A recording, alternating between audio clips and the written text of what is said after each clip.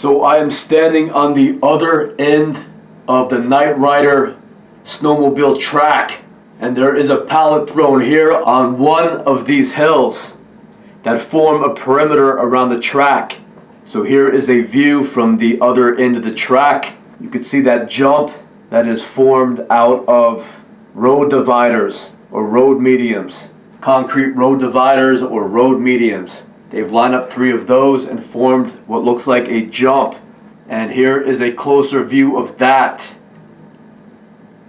And this is a good view from the opposite end of the track. As you can see, the road goes up and wraps around the top of this ridge and then goes back down the other way.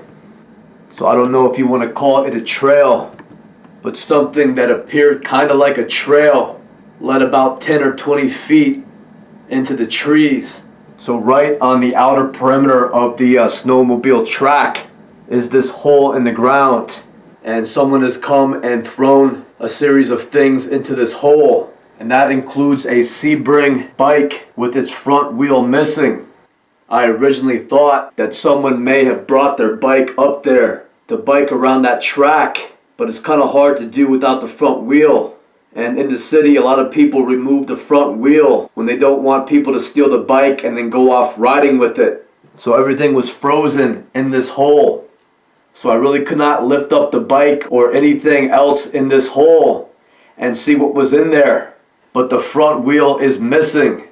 Also was a roll of fence and also chicken wire and what appears to be a baby car seat. So this was a lot of random things to be thrown out in this hole.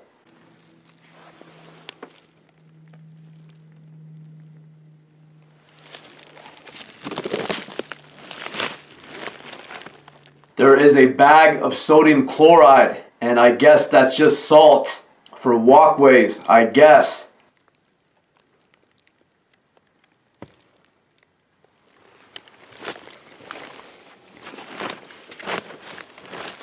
And then under the chicken wire is a satellite dish, and it is covered with black mold, which, as I have explained, starts off green in color.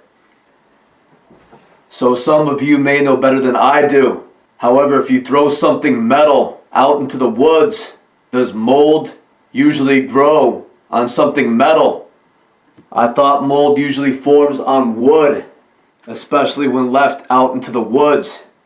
My guess is that that satellite dish had mold on it before it wound up thrown into this hole with chicken wire fencing, a baby car seat, a Sebring bike missing its front wheel, some broken plexiglass, and an empty bag of sodium chloride. So this is some random objects to be left out in a hole on the perimeter of a snowmobile track.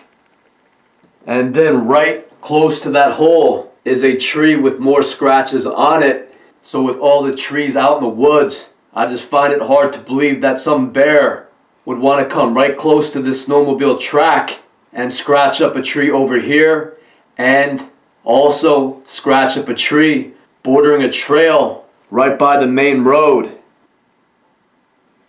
So from this perspective, you can see that short trail that's about 10 or 15 feet long that leads from the back of the Knight Rider snowmobile track out about 10 or 15 feet to a tree with scratches on it and a hole filled with random objects. So I'm now standing a couple 100 feet farther toward the middle of the track, and there is a sign prohibiting the use of dirt bikes, motorized dirt bikes and quads on this track.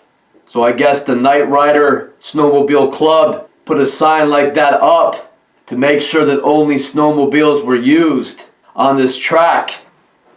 However, they only have one sign that I could see prohibiting quads and dirt bikes. So I don't know why they have it toward the back of this track and not in the front. It seems that might cause some issues if people aren't notified at the front of the track that they are not allowed to use quads or dirt bikes.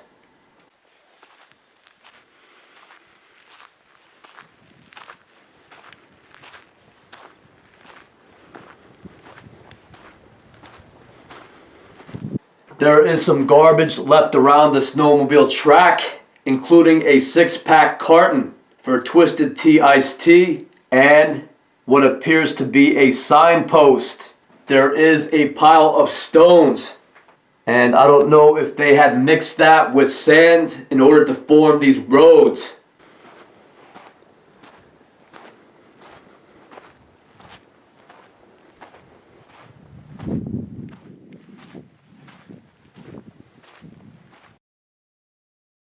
Found on the ground was a shotgun shell that says Federal 8.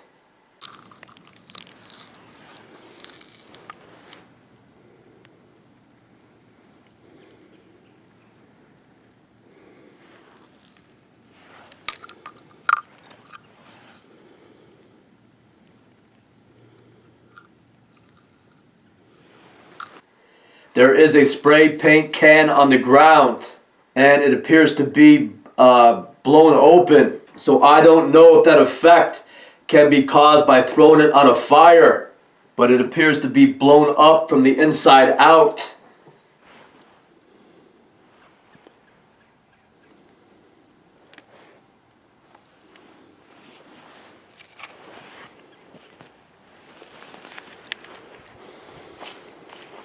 The white piece of plastic is the inside to a shotgun shell.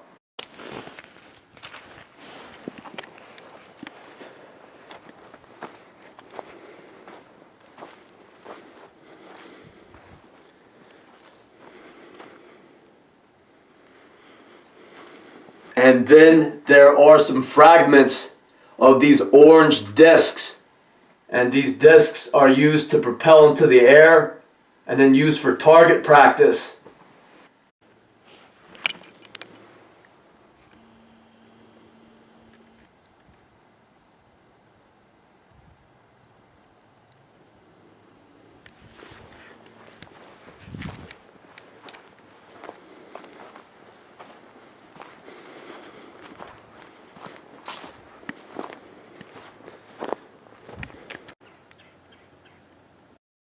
So I walked about maybe a quarter mile up that road, and I guess that is just a snowmobile trail that heads off into a different town.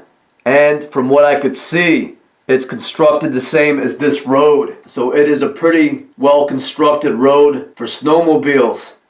I've seen a lot of trails throughout New Hampshire, and this was the best constructed one. It's very professional. So, if you are to assume that some professional people constructed this track and these trails, my attention instantly goes to this makeshift guardrail consisting of telephone poles and large rocks that border the top of this ridge. There are 18 large rocks and 2 telephone pole sections placed at the top of this ridge. And from this view, you can see that 2 of them have been knocked off the ridge. So I have never gone snowmobiling before. However, with these sand dunes and these hills and these jumps, it is my assumption that the snowmobilers that frequent this place, like the night riders, ride their snowmobiles all over these sand dunes and up and down the sides of these hills. So with snow on the ground, I think that would be a dangerous thing to do, is to line one of these hills with 18 large rocks. If someone is new to this course and sees a bunch of people on snowmobiles and riding up and down these hills, kind of performing stunts, someone may get an idea to copy them and decide to go off a side of a hill lined with rocks that they cannot see due to the snow. And by doing that, they could hit these rocks and seriously injure themselves. So from looking at this is what may have happened, causing 2 or 3 of these rocks to be knocked off the top of the hill and fall along the side. So I'm sure that would have occurred to those people who have professionally built roads like this, that it may be dangerous to line one of their tracks, to line part of their snowmobile track with large stones that people on snowmobiles can potentially hit. So if I were to be more naive, I would say that there's no way the psychotic lunatics in Hillsborough would do something like this on purpose in order to injure any person not part of the Night Rider Snowmobile Club that has the audacity to buy a snowmobile and then show up at this track and decide to use it. So if I was naive, I would say that there's no way that this track has been set up to cause problems on purpose, and this is actually the most safe way to set up a snowmobile track.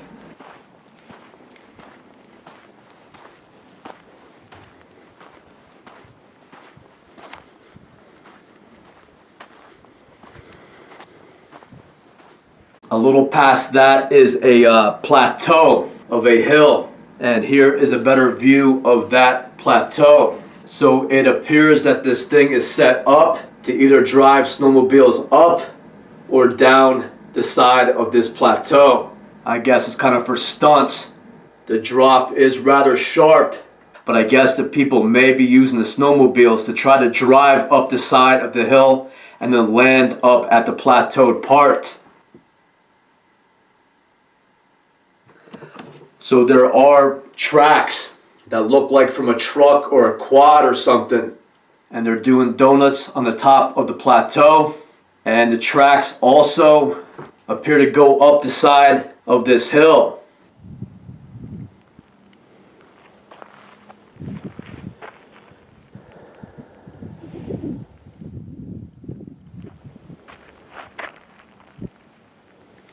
And you can see there is also what appears to be footprints. It looks as if someone has ran up the side of this hill too. I noticed that one of the footprints is small. So my shoe is size 11. So it looks like that shoe might be a size 6 or 7.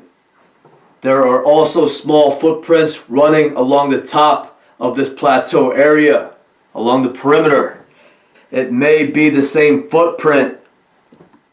Then you'll notice that there is also what appears to be footprints going up the side of the hill, and they lead right to the child's shirt that was shown in part 20.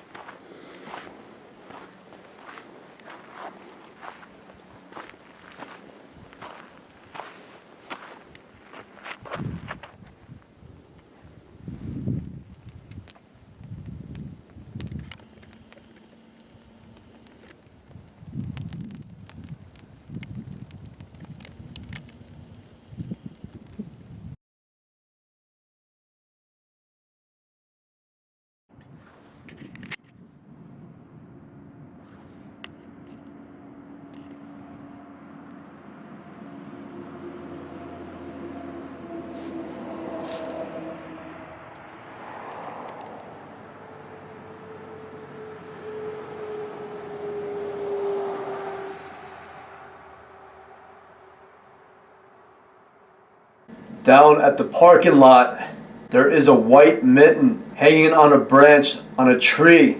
The tip of the thumb section is covered with what appears to be black mold in its green state. In my opinion, it appears to be some sort of sick joke where black mold has deliberately been placed on the thumb section of somebody's mitten, and then that mitten is left on display